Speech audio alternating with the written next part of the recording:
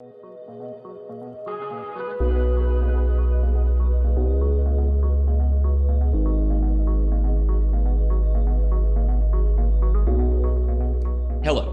my name is Ari Redboard.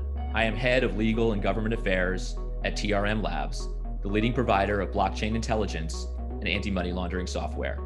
Welcome to TRM Talks. TRM Talks is a monthly discussion with policymakers and business leaders in the cryptocurrency space. The state of Wyoming is known as the Wild West, a land of wide open spaces, the nation's most iconic national parks, and rodeo bronc bucks. But Wyoming over the last few years has become known for something else, cryptocurrency. So how has Wyoming become the new frontier for financial innovation? It could be a forward-leaning approach to chartering crypto banks, favorable legislation that provides legal clarity around cryptocurrency, or by creating a safe and sound banking environment for crypto businesses.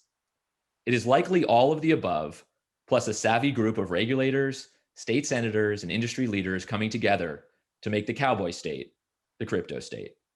TRM Talks is joined by that very group. Albert Forkner, Wyoming State Banking Commissioner, Wyoming State Senator Chris Rothfuss, co-chair of the Wyoming Select Committee on Blockchain, Financial Technology, and Digital Innovation, and David Kinitsky, President and CEO of Kraken Financial. Thank you all really so much for joining me today. I really appreciate it. As I was saying a moment ago, the three of you really embody the full package of the extraordinary work that you've done in Wyoming, the legal, regulatory, public-private partnership that has really caught fire. And it's really an honor to have all of you together today. So thank you so much for being on. Absolutely. Happy to be here. But before jumping right in, I would love to kind of hear a little bit about your backgrounds, particularly your journeys to cryptocurrency and sort of how we've gotten to where we are today in your stories. Albert, maybe kick things off with you.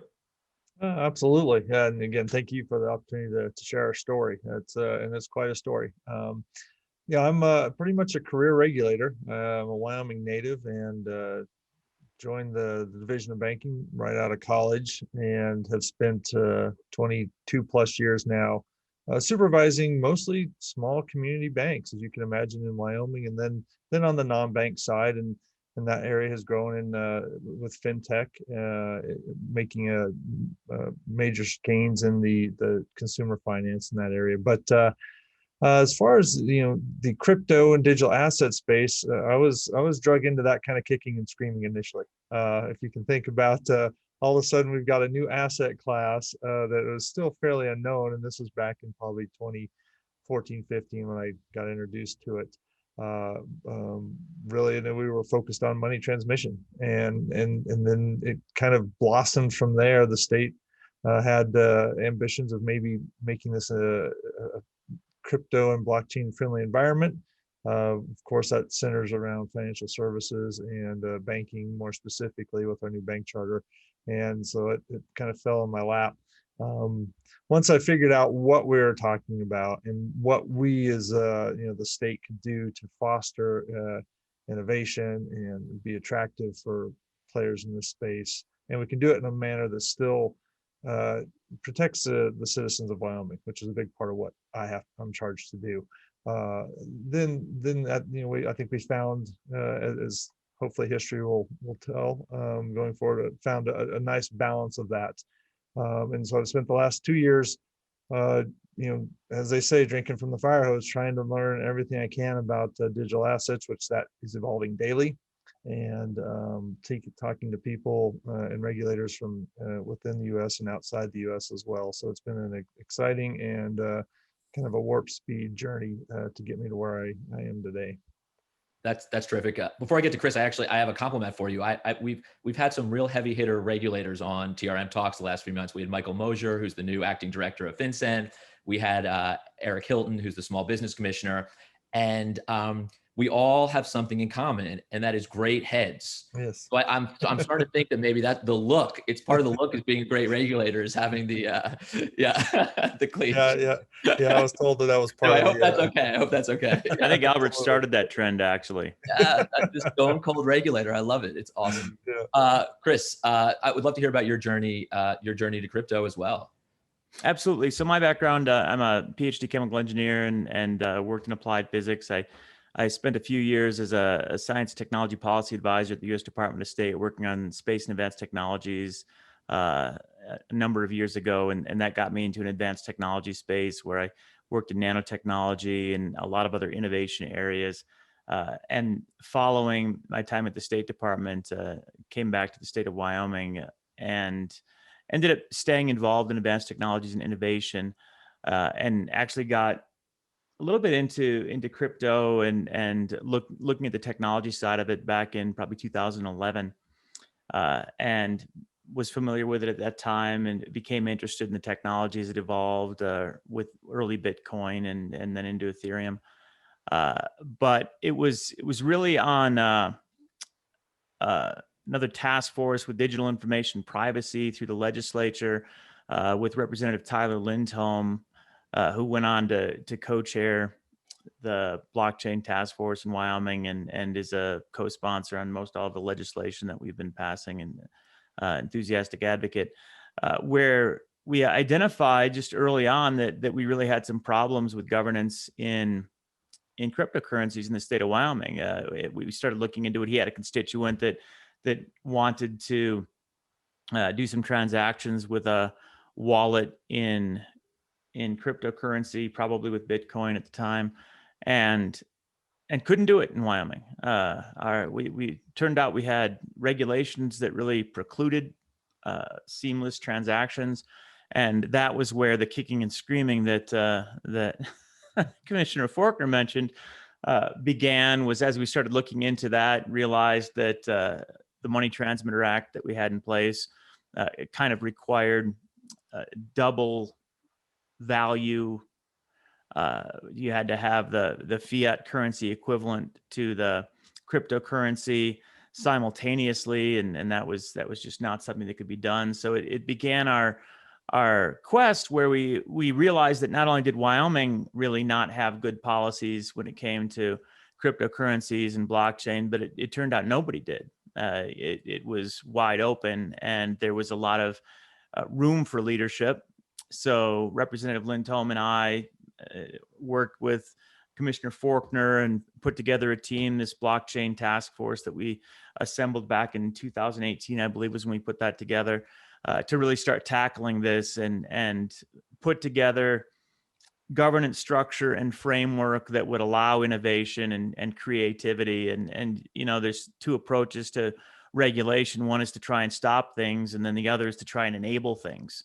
And we really looked at it from the let's enable this innovative financial technology sector to grow in Wyoming, and that was really the beginning for us, I think, and it's hopefully paid off for the state of Wyoming, but certainly led to good development here, and folks like David, coming to the state of Wyoming and joining with us. No, that's extraordinary. When I was doing a little research for this for today, I was struck by your background, quite frankly. It's just in terms of a little different path than a typical legislator, and I think that it seems like that really has impacted what Wyoming has been able to do, and I think that's tremendous. David, would love to sort of hear about your journey as well. Yeah, mine was a little less kicking and screaming, I guess. I've always been kind of at the nexus of emerging or alternative and traditional financial services. Started my career as actually a securities law attorney, working for hedge funds that would invest in all sorts of weird and esoteric assets like diamonds and things like that. And then joined a company in New York called Second Market, that created marketplaces, online marketplaces for all sorts of illiquid assets, whether it's restricted public company stock and warrants, auction rate securities when that market froze up, pre-IPO private company stock like Facebook or Twitter before they went public. And at that company, fortuitously, we started paying attention to Bitcoin around the time that we sold the legacy business to NASDAQ. And that company actually became Digital Currency Group, which is one of the largest investors in the crypto space. So when I was there, and then from there, I was in the rabbit hole, and I've spent the rest of my career in crypto. While there, I built and ran Grayscale Investments, which is one of the largest asset managers in the crypto space, before joining Fidelity as their first digital asset dedicated hire to help them figure out their corporate strategy and then running a crypto fund at Fidelity. And then I came back to the fintech startup world where I helped Circle, the company Circle, restructure itself and kind of relaunch around its USDC stablecoin, which it's now doing very well with. And now when this Kraken Bank opportunity came up, I jumped at it because I thought it was such a critical need to have explicit regulatory frameworks that deal with digital assets rather than kind of like round peg square hole type things, and being not memorializing how they're going to deal with digital assets and leading it up to subjective interpretations of regulators. What kills business is uncertainty. And so that's what attracted us here. No, that's fantastic. It was like that position was sort of waiting for you. I think it was sort of this perfect opportunity at that moment in this explosion that's really been going on in the digital asset space. As we dig into what you guys really have accomplished in Wyoming, it obviously begins with that legal framework. Chris, you were instrumental in co-sponsoring the bills that really created that foundation. Can you talk a little bit about what, maybe if you can describe the framework, and then also talk a little bit about how it was achieved, the way you started to think about it? I think you got into a little bit in terms of the working group, but sort of taking it from there. We've passed around, I think 26 bills is what we're up to with this session that just concluded yesterday, related to blockchain, cryptocurrency, and digital innovations and technologies that relate to this financial technologies sector. And it really started off, as I mentioned, with just identifying this problem where we didn't have any appropriate statutory construct for transactions with wallets, and started looking into our Money Transmitters Act. From there, we started to just explore the space and see, well, what are the challenges that are out there? What are the demands of cryptocurrency sector and of what you see as emerging technologies within blockchain and property ownership and rights management and transaction spaces. And so early on, we tackled a couple of things. One was just utility tokens, where nobody had good governance around utility tokens and how to handle those. So we set up a definition of a utility token or a consumer token, where we provided just a clear delineation between a security and a non-security utility token by effectively using the Howey test, putting it in statute. And if you're not a security under the Howey test, then we say that you're a utility token. Well, that ended up being the basis of how other states and the federal government started to look at it. And we took off a little bit from there. We also clarified that year that cryptocurrencies would not be counted as property for property tax, or effectively would not be taxed in any way differently from standard currency transactions, which I think was, while seemingly intuitive, just having it clearly defined in statute was enabling and empowering in a way that, again, other states have picked up and copied. And then that year we put together, through a budget amendment, we created the blockchain task force that ended up passing some of the really seminal legislation that brings us all here today. And the core there is really the legal status of digital assets, where we had the digital asset custodianship and then the mapping of the UCC onto digital assets in a first of its kind approach. So we had clear legal constructs for dealing with control of a digital asset, security interests, liens and lending, and consumer remedies pursuant to the Uniform Commercial Code, but now with digital assets, and blaze that trail. And again, there were other states that were toying with it, but providing a clear framework statutorily that courts can look to was really what gave us a preliminary edge. And then that was the same year that we put together special purpose depository institutions. I know we'll talk more about that.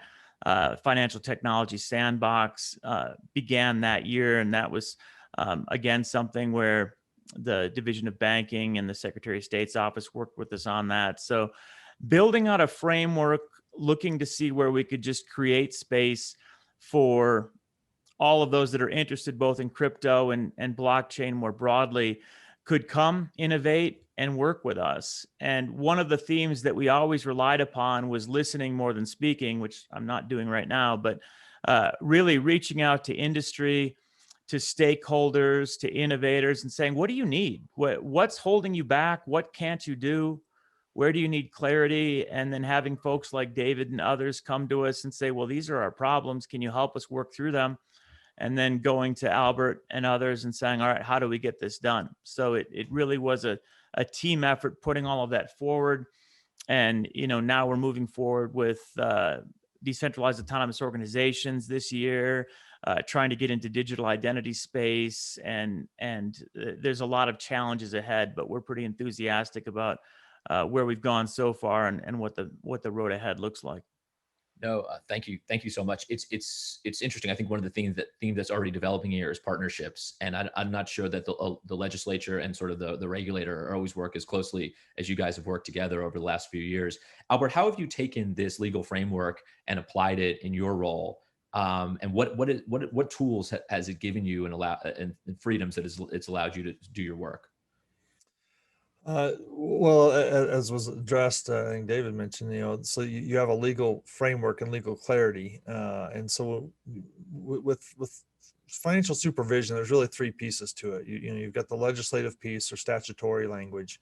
And within that gives the authority to create rules and regulations around that to clarify it. And so we stepped in once the bill was signed in March of 2019 and built a team of experts from around the country in all areas, from developers to attorneys, investment managers, custodians, regulators, things of that nature, and came up with the regulatory framework, one that, again, didn't exist, and we just couldn't find anything. So we started from scratch and built that out and created the rules of the road for both the custody aspects and then just how the SPDI would operate. And again, just trying to continue to keep that balance between safe and sound practices, consumer protections, but yet not so stifling that and overburdensome that you just can't innovate and can't operate. So we created that, and that gave us the clear authority to do that. And then from there, the final piece is to create a supervisory framework. Again, scoured the country and really looked around the globe, talked to regulators from the UK and Switzerland and Abu Dhabi and looked at Singapore and Japan just to figure out, hey, what are other countries that are ahead of the US, honestly, and some of these things doing? What are some either best practices or questions that were out there that maybe they answered, or things of that nature. So we actually contracted with Promontory Financial Group and built our own custom examination manual around examining the digital asset aspect of banking. It's built on the foundations that are out there already, the FFIEC has in place, but a number of items that just were very unique to crypto and digital assets. And we got a lot of feedback informally from federal regulators, had questions that couldn't move as quickly as we did. FinCEN was very helpful. You mentioned Mike Mosier earlier. We met him in his private sector role, and then we transitioned back to FinCEN, but very supportive because they understand that, look, that we've got to do it right. And it doesn't do anyone any good if you've got either such a wide open regulatory regime that bad actors can thrive, but again, not so restrictive that nobody can even survive. So I think that's what we've done. And I think we now have sort of this trifecta, if you will, of a solid ecosystem within Wyoming that hopefully is attractive, but still done again safely and soundly, and will benefit the states and the participants in this industry. No, that's terrific, and that's a perfect segue, right? I mean, the environment that you created is this safe and sound and clear environment for business, which is really the goal. And David, you are the shining example of that. How did you see Wyoming once you saw sort of this regulatory and legal framework as a place to do business, essentially? Yeah, totally. I mean, we've already talked about, like, the fact of the matter is nothing was written down on paper, a regulatory framework with respect to digital assets until this. But it doesn't stop there. it harmonizes with adjacent areas like the underlying commercial code. So imagine a world where you just pass a regulation that says, hey, here's a regulatory framework for crypto, and then you have all these like fundamental legal issues that you haven't solved. So they kind of like looked at it from the start, soup to nuts, right? The other one is, this environment. It's clear, as we were talking about, that it's not just this. They're doing a host of other things that they're pursuing in terms of bills and other things to put in place, that they're committed to this. They don't have like New York kind of regular, we talk about business leaders having like an innovator's dilemma. Regulators have this too. The reason why New York is not going to be like the opening arms to crypto, they are the nexus of banking and financial services today. They have their entrenched interests, and it's reasonable that they would be focused on that rather than something else. Here, we have someone who's committed to this area and sees it for what it is, an opportunity, and then understands we have to then work through the issues to get there. And from our perspective, this type of framework was perfectly tailored to basically say, great, we want to be a bank. Look, Kraken's mission is to enable the adoption of cryptocurrency and digital assets to enable financial freedom. We need to connect that seamlessly to the traditional financial system if we're going to do that. And the bottom line is that banking is the bottom of the financial services stack, right? But at the same time, this was carefully tailored that allowed us to basically run a vanilla custody bank that's full reserve, didn't force us to make loans. I mean, if you otherwise want to become a bank, you kind of have to make loans. We're not in the business of lending or taking risk in that matter. That's not how we make money, right? But it is a proper bank at the same time. It's not a trust company or an MTL license that doesn't have that direct access to the banking and payment system. So this kind of like combination of features that we saw made this like the perfect fit from our perspective for Kraken. No, that's terrific. And just sort of staying with you for a moment, if you can maybe sort of talk about some of the things that this has allowed Kraken to do specifically, sort of, in terms of the business. Yeah, so I mean, this is key. This is like a fundamental cornerstone of Kraken's strategy moving forward. Ultimately, I mean, we'll be launching this year, obviously, and rolling out slowly, but ultimately, this is going to be the U.S. customer-facing entity. We're going to take over all of the U.S. market, all the existing Kraken customers and offerings that exist today. So that's one, but that'll happen over time, slowly. But we're then going to be able to launch a host of new things. And some of them are super low hanging fruit that you take for granted. The bottom line is that a crypto company like Kraken in the US today does not offer name and numbered accounts to its customers for deposits, for like wires. That just doesn't exist. So things as simple as that, we're able to create, having a checking account that you use on a daily basis side by side with a crypto account that maybe you also use for payments, but maybe you want to trade or invest in. And then we can enter new markets in terms of investment products, retirement accounts, the institutional market with qualified custody, things like that. It just, the options are manifold. Our problem is then prioritizing, not trying to identify opportunities. Yeah, that's amazing. Absolutely. It is extraordinary. And just what a clear framework from a regulator could give business is just, to me, that's, if there's a story here, that's the story, which is just extraordinary. Albert, you mentioned when you were talking a moment ago, and Chris, feel free to jump in, that, part of what you wanted to do is obviously create a pro-business environment in Wyoming, but you also sort of wanted to make sure that you baked in the sort of consumer protection infrastructure in there. Can you sort of talk about the ways you thought about that during the as you were building?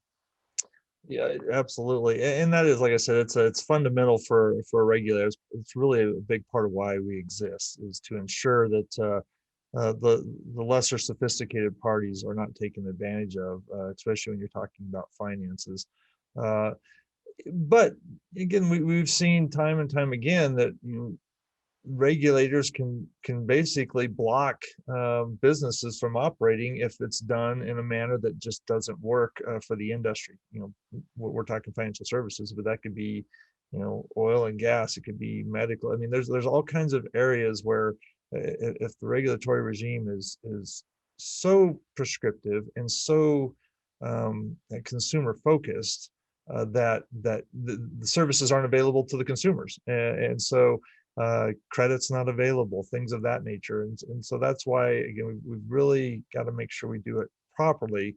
But when you're talking finances, we see fraud all of the time. You name it, whether it's fiat or crypto, that's prevalent. And so we'll continue to do that. And so some of the rules of the road were laid out in the statute. And I think some of the things is how the custody arrangements are defined, and the fact that it's a bailment arrangement, that helps. There are certain things that says this is what you can and cannot do by law. And then in the regulatory environment, we clarify that even further. Take, for example, if you're, an institution's custodying Bitcoin, when they return it to me, it can't just be crypto. It's got to be Bitcoin, unless we all agree that, okay, you're going to give me Ether instead. What do you do with forks, and what do you do as far as participating in staking pools and things of those nature? Those are the things that says that, yes, entity, you can do this, but the consumer has to either direct it or you've got to disclose it, and everyone has to agree. And if you can't agree, then you go back to what the basis of the initial transaction was. So I think those are the types of things that we tried to tackle. And then, of course, the last part of ensuring consumer protection is compliance examinations, right? The trust but verify. So yes, they tell me they're doing things and they tell me they're protecting the consumers, and okay, well, we'll go in there and we'll do an exam every year and ensure that that is being completed. And if not, or if some harm has occurred, then we have the ability to order restitution. So, and we've talked about working together, and we have. Definitely don't want to say we haven't, but there will be times, I'm sure, that the regulator, my office, and the industry won't agree on some issue because we're coming at it from different perspectives. My goal in that case is to make sure that the institutions are heard, and that the position that my office takes can be defended, and it's not arbitrary and capricious. Then we'll figure out if maybe we've got the regulatory structure that's not appropriate, or maybe there was uncertainty in how, and we can move from there. But and the other thing I believe in, or don't believe in, is supervision through enforcement. So I want to make sure we communicate on the front end to avoid any potential regulatory actions that may result in the back end. So I think so far we've got those items are pretty well defined. And we may do a look back a year from now and say, okay, well, we thought this was a good idea, but in reality it wasn't, or something in the market has shifted and we hadn't contemplated that. So I fully envision us to continue to evolve our regulatory and even supervisory structure for the foreseeable future, just as this area continues to grow and evolve. And I just want to follow up real quickly on what Albert was just saying, because I think it's really important, and it's consistent with what we do in Wyoming in a lot of different areas. I'm the ranking member on the Minerals Business and Economic Development Committee. I've served on it for over 10 years. And with oil and gas, with banking, with everything we do, we try not to be punitive on the back end. We try to be thoughtful and proactive on the front end to create an appropriate framework, as I said before, for business and industry to operate and work with business and industry to meet their needs while still regulating, right? We don't lower the bar, we just bring the bar closer. And I think that is in the interest of industry. It's in the interest of the public. It provides consumer protection, but it does it in a way that ensures that we're not slowing down innovation, progress, or the needs of our partners in industry that are actors that want to act in the best interest, right? And that's where we can have the cooperation, and that's what we've benefited from with the framework that we've put together. Yeah, no, I mean, that's what seems so extraordinary to me, is everyone is grappling with that, threading that needle between, regulating or regulating away innovation. And it feels a lot like Wyoming may have thread that needle, which is really no small accomplishment for sure. David, I'll go with you on this question, although please feel free to jump in. I spent 15 years in the federal government, but I still love when I see the states leading. And this seems like a unique opportunity in the banking sector for states to really lead, given the sort of federal law that allows for parity between state chartered and national banks. David, if you could talk a little bit about that concept, because to me, it really enables maybe Wyoming to sort of supersede the role of a federal regulator in some respects, at least. Yeah, or at least provoke them, or At least provoke that. Fair just to enough. Yeah, to move the ball better. forward. Totally. Yeah. I mean, Yeah. I think like there's the cliche that I've heard. I mean, I think I've even heard Albert say it like that. Like states are like the innovation laboratory for certain things, and I think that's a popular saying. And that's true. I mean, certainly nowadays when there's so much gridlock at a national or federal level where we can't get anything done. I mean, it's the right time for states to take action there and try new things and lead the way. And yeah, like I think I'm already seeing other states reaching out to us and being like, we're going to borrow pretty liberally from the Wyoming playbook and try to like attract some other crypto companies there. So it's happening. And then you're already seeing like the OCC and others at the national level be spurred into action. So at a minimum, it's gotten the ball rolling in the right direction, which is fantastic. Yeah, no, it's amazing. Any other thought, Albert? You look like yeah, my joint is, let's say, so there, and there is this in the U.S. It's definitely a unique structure, financial structure, very complex, and I totally appreciate the frustrations that can sometimes afford the industry, because, well, what regulator or how many regulators do I have to answer to? Whereas other jurisdictions around the world, they've got kind of one central regulatory authority. But that being said, is in traditional banking, commercial banking, you've got a state federal partnership, and so whether you've got charters of choice, you've got the national charter, right, and you've got the state charter. In the U.S., 80% roughly of all the banks in the country are state chartered, but the largest ones in the country are a national charter, and there's reasons for that. So we work. I would say we work well with the federal regulators. We definitely have prompted a lot of discussions. Some of them they've been vocal about, and others it's been behind the scenes. Like I said, I've talked to regulators I normally wouldn't have as a bank regulator. The SEC has been helpful. The CFTC, FinCEN we've talked to. We were at HQ and FBI, talking about anti-money laundering and terrorism financing risk, and then, like I said, reaching out across the world. But I would say that one thing is for better or for worse, I guess I'm kind of proud of, is that Wyoming has prompted a discussion, and I think the actions, Brian Brooks's background led to a lot of his ambitions when as he was serving as acting comptroller, for sure. But I would say that there was definitely a notice of this momentum with the states, and like David said, where states are not only the laboratories for democracy, but I call them the incubators of innovation, because we've got ability to react quicker. We don't have as much red tape. We're still a government agency, but anyway, and so then we've talked a lot with the Federal Reserve, because they're very key in this, and we're in the Kansas City district, and that's a great Fed bank to work with. But I know that, again, stemming from the Kansas City district is conversations with Fed bank presidents across the country about what was emanating out of this part of the Federal Reserve System. And so I think all of that has actually let the smallest state in the country lead the way. And as David mentioned, I think we're up to 12 other states that have reached out to me and said, hey, we've got legislation similar to Wyoming being proposed, or we've been asked to investigate this. Explain what you've done. And so we've been acting as a consultant to my state colleagues for a while now, and you're starting to see these initiatives pop up. Some exact carbon copies, and others, they've taken things and nuanced them a little bit. But so that's kind of fun to be part of. No, it's awesome. Every day I feel like I see a headline or someone saying, I want to be like Wyoming, and that must make you feel really good. I hope there's some consulting fee for Wyoming having invented the wheel in all of this. It's worth noting, it's worth noting that it's not like Wyoming is some podunk place. I mean, for corporate registrations outside of Delaware, Wyoming is one of the leaders of the pack. So it's not as if businesses aren't already attracted here. I'd point that out. It's not as if it's just come out of nowhere.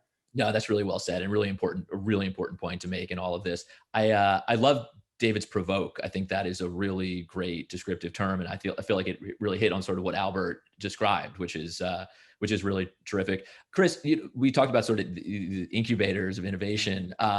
There are provisions in the framework, that legal framework, all 22 now of these bills that sort of lay that out. Can you talk a little bit about the sandbox provision and sort of what that is intended to do in terms of innovation?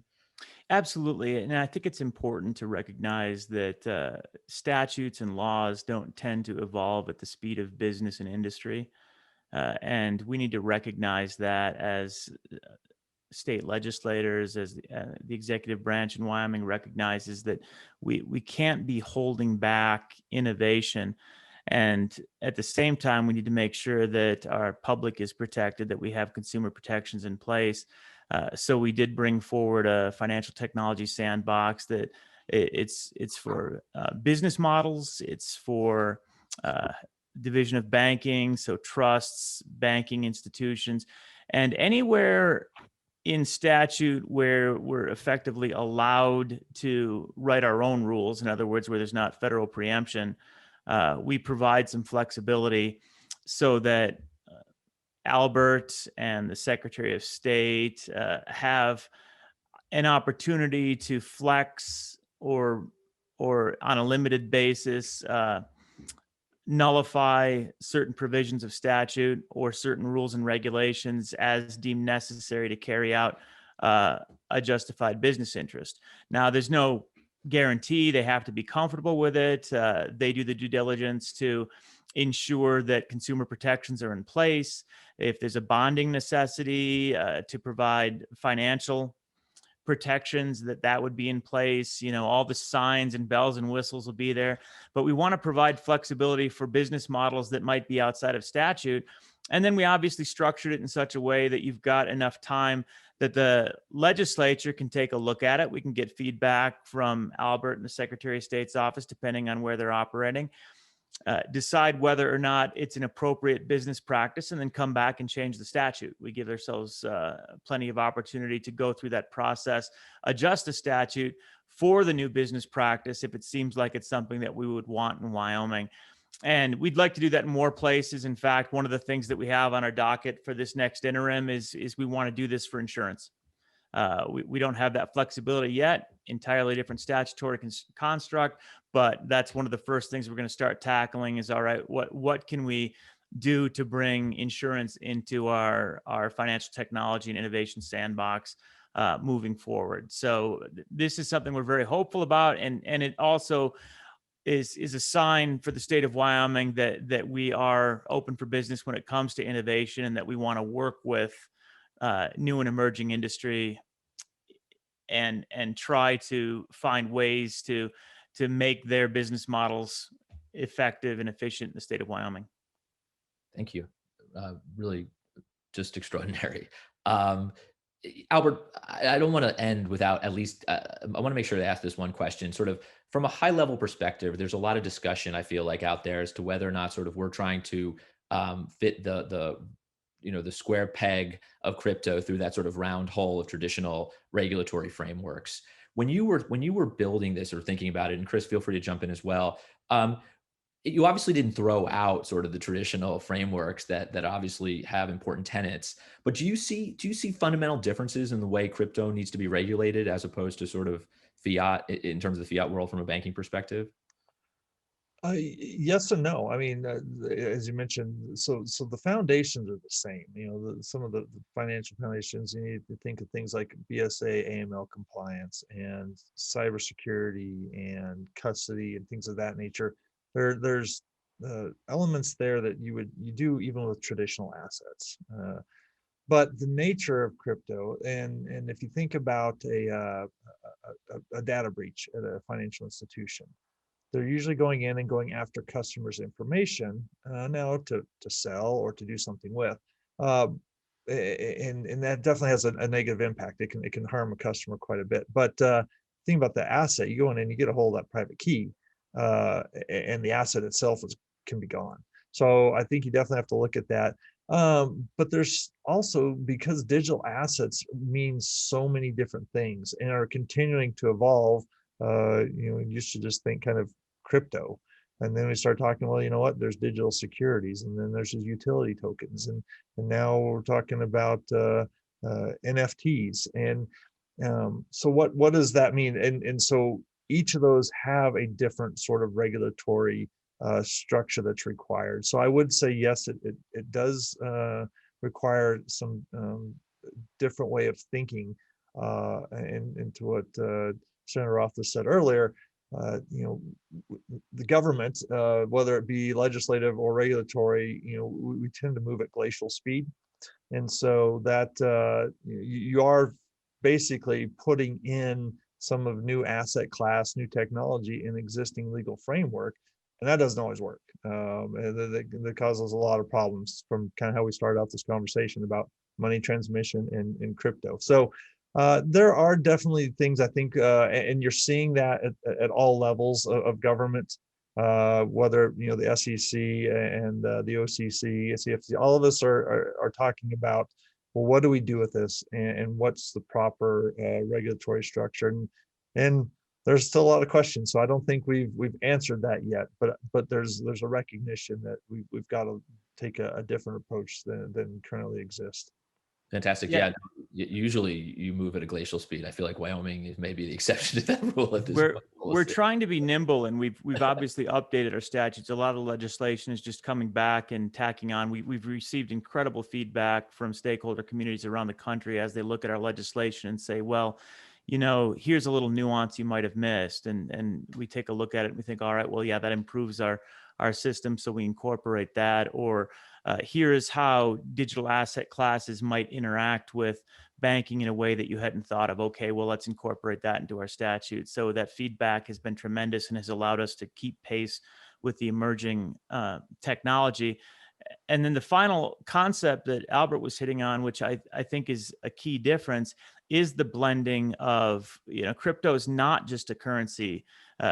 Crypto is fueling blockchain, which allows smart contract transactions, which integrates and relates to property rights and even privacy rights. And all of these things are coming together in a way that simple fiat doesn't. And trying to make sure that we're nimble enough to encourage and allow that and allow that innovation, without wrapping ourselves around the axle when the courts take a look at it, is the challenge. And that's where we're at right now, is trying to deal with a lot of these other more complicated concepts, and thus why we're working on digital identity and DAOs and a new corporate registration and filing system, and all of the kinds of things that lead to integration of these technologies and concepts that we're seeing demand for throughout the sector. Terrific. Before we conclude, one thing we've been doing at TRM Talks is we sort of bust out the crystal ball, because frankly, crypto changes every day. So David, maybe starting with you, what are we to expect in the next 6 months, a year, down the road, products from Kraken, or sort of the ways you were thinking about using some of these new regulatory frameworks? Yeah. So I think two things. On the product side, I'm excited about, again, the ability to seamlessly connect the traditional financial system and the new one, and then move forward with the new one. Things like you're seeing more and more happen in the metaverse, an entirely digital world and experience, and moving outside of just purely financial use cases, or bringing kind of financialization and markets into things like social and art and other stuff that isn't necessarily the case. And with robotics, you have the age of automation. Now you can have the age of automation, when machines, robots, things can actually own property. That's when the world gets really weird. We're talking 20 years out. But more importantly, at a macro level, I'm interested in the policy debate that we can have now. The things that Senator Rothfuss and Commissioner Forkner have been doing here isn't just things on paper and provoking more regulation or more things on paper. We haven't in America had the actual public policy debate or discussion that normally you would have first before you get to write down regulation. And that's a big problem, because what I see happening is I've seen America being at risk of falling behind. And I'm seeing that a lot of people thinking that Bitcoin or crypto is anti-American, when nothing could be further from the truth. There's nothing more pro-American than Bitcoin values of free speech, free association, free enterprise, private property, things that don't exist in the digital world today. And a lot of the problems we see in the world today is because our institutions have not adapted themselves to this online and internet-based economy that we see today. And furthermore, you're seeing things happen outside of the US more and more. When I talk to my friends in the space who are starting a new company or initiative, Why would I start in the US when I can start in Singapore or Hong Kong? And then I go to websites and I see not available to residents of North Korea, Iran, or the United States. And when did we become the axis of evil for financial services? And so I'm most excited at a macro level of actually having a substantive public policy debate before just writing down about how we're going to regulate it. Very, very well said. Senator, what, obviously I feel like you're up to 22, which was news to me on this, on this talk. So that's amazing. What should we expect? I mean, sort of what are the things that are top of mind for you right now in terms of next steps? Well, we've got a few things on our agenda. One is we put together a framework, first definition of digital identity that's integrated in statute, but we need to now functionalize that and enable it with property rights and privacy rights, and then try and delineate that.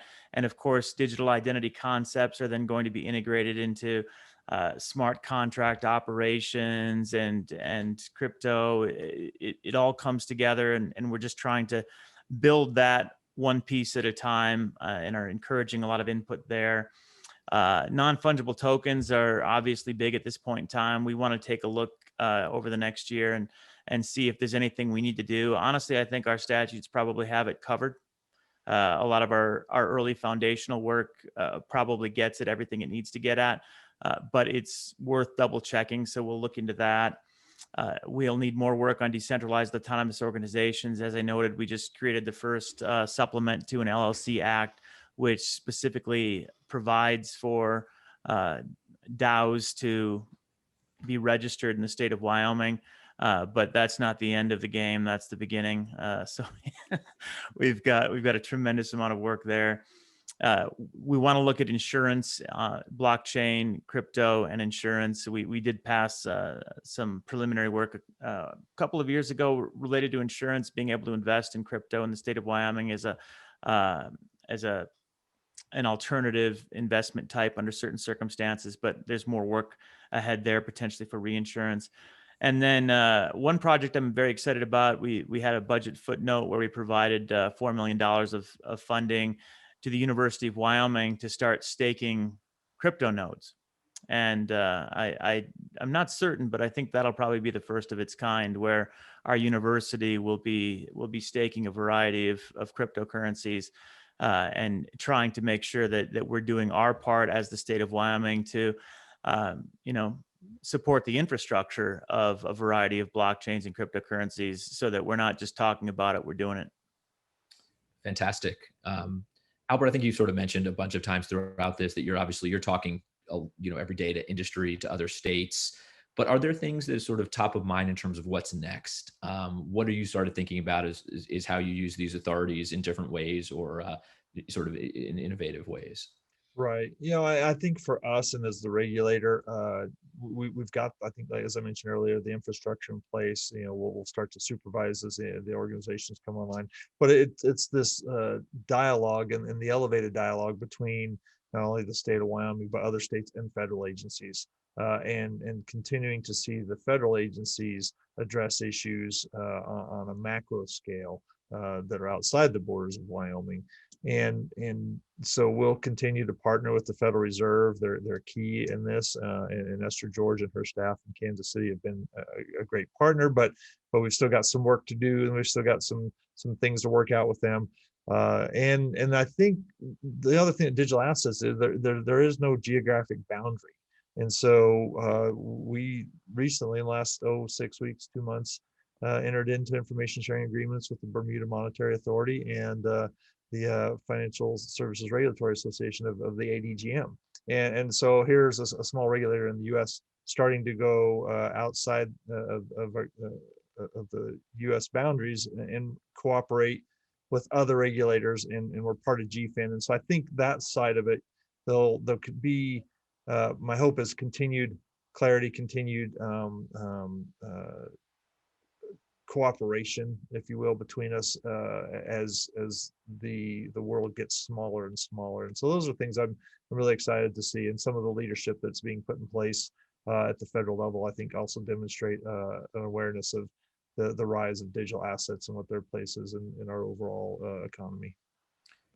that all really, I mean, it just speaks to your really thoughtful approach as a regulator, which is really pretty extraordinary. I just want to thank the three of you for coming on. It's so unique to be able to sort of talk about the work that you're doing from every perspective. To have the regulator, the sort of the legislator, and the private sector. So really, I just couldn't be more grateful for you guys coming on today. When I look at Chris's sort of really cool Wyoming background, I have to point out that I always have a U.S. Capitol behind me, but today I pulled a picture down from downstairs in my house that I got in Jackson a bunch of years ago as the background. So I'm all in on the work that you guys are doing. I think it's tremendous. And as I said, it's just amazing to watch everyone really get on board from your success. So really, thank you all so much for joining me today. Absolutely. And Ari, our first Blockchain Select Committee meeting is going to be in Jackson, May 27th and 28th. All of our good ideas come from the public, so we hope some of your viewers will show up and help us out. Fantastic. Absolutely. And thank you all at home for joining us today on TRM Talks. TRM Talks is brought to you by TRM Labs, the leading provider of cryptocurrency fraud detection and anti-money laundering software. Looking forward to another great discussion next month with movers and shakers from the world of cryptocurrency. Until then, thank you to all of you who work so hard to keep us safe.